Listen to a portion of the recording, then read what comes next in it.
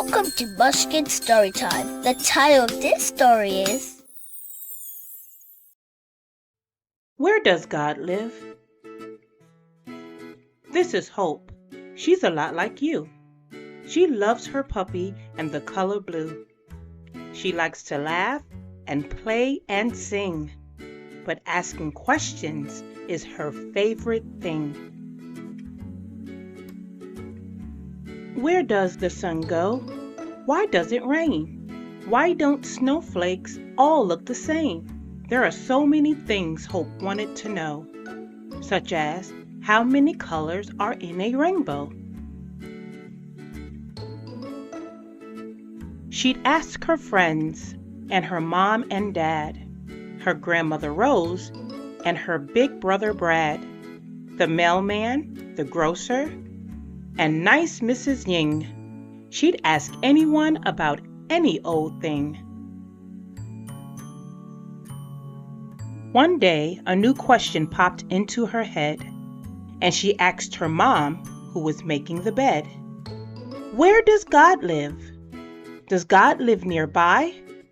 "Hope, God lives in heaven, way up in the sky." Now, Hope hadn't heard about heaven before, but she knew that she wanted to learn a lot more. So she went to the meadow to have a few words with sweet Mrs. Peep, her favorite bird. "Have you ever seen heaven way up in the sky? Have you ever seen God when you fly far and high?" "I've seen clouds and stars and skies of blue, the moon and rainbows and lightning too. I've never seen heaven, though I've flown far and near. But the sky is so lovely. God has to live here." Hope thanked Mrs. Peep and went down to the stream to see Mr. Frog, who was chubby and green. "Where does God live?" she asked Mr. Frog. He looked up and smiled as he sat on his log. "Look at the flowers, the wide open spaces, the trees and the butterflies, these beautiful places. To me, this is almost like heaven, you see. That's how I know that God lives here with me." All of a sudden, and quick as a flash, Mrs. Fish jumped up high and came down with a splash. "Oh no, that's not true. That can't really be. I know that God lives in the stream here with me. This crystal blue water is lovely, I know. God lives here with me in the waters below." Hope thanked her friends and went on her way to hear what her grandmother might have to say. Her grandma was wise and her heart very pure, and she'd know the answer. Of that Hope was sure. Does God live in heaven or down by the stream?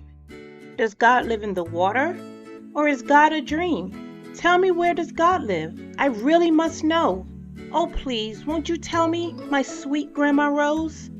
Her grandmother smiled, as grandmothers can, and softly she reached out for Hope's little hand.